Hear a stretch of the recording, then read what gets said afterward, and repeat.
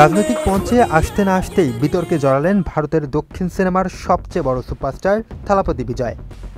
সম্প্রতি মাদুরাইয়ে বিজয়ের দলের সমাবেশে ঘটে যাওয়া এক ঘটনায় বিজয় ও তার দেহরক্ষীর বিরুদ্ধে এফআইআর দায়ের করা হয়েছে। ২১ আগস্ট বিজয়ের সমাবেশে ভিড়ের মধ্যেই বিশৃঙ্খলা হয়। অভিযোগ আছে, কয়েকজন দর্শক র্যাম্পে উঠলে নিরাপত্তা কর্মী তাদের ঠেলে দেন। স্থানীয় এক ভিডিওতে দেখা যায় বিজয় হাঁটার সময় একজন পড়ে যায় র্যাম্প থেকে। র্যাম্পটির উচ্চতা ছিল প্রায় ৭ ফুট। এলএমই সার্টিফাইড বিশ্বসেরা কপারে তৈরি ওয়ালটন কেবলস, যা আপনার স্থাপনাকে রাখবে সব সময় নিরাপদ। ঘটনার পর শরৎ কুমার নামের ওই ব্যক্তি থানায় লিখিত অভিযোগ দেন। তার অভিযোগ অনুযায়ী বিজয়ের চারপাশে থাকা নিরাপত্তা কর্মী তাকে আঘাত করার পর র্যাম্প থেকে নিচে ফেলে দেন।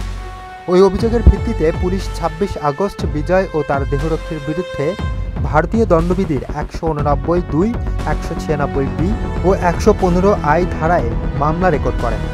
রাজনৈতিক অঙ্গনে প্রবেশের পর থেকেই আলোচনায় রয়েছে থালাপতি বিজয়। সমাবেশে তিনি ক্ষমতাসীন বিজেপিকে ফ্যাসিস্ট আখ্যা দিয়ে প্রধানমন্ত্রী নরেন্দ্র মোদীকে সরাসরি চ্যালেঞ্জ জানান। ফ্যাসিস্টের বিরুদ্ধে যুদ্ধে নামার ঘোষণা দেন। একই সঙ্গে তিনি ঘোষণা দেন আসন্ন তামিলনাড়ু বিধানসভা নির্বাচনে তার দল টিবিকে একাই লড়াই করবেন।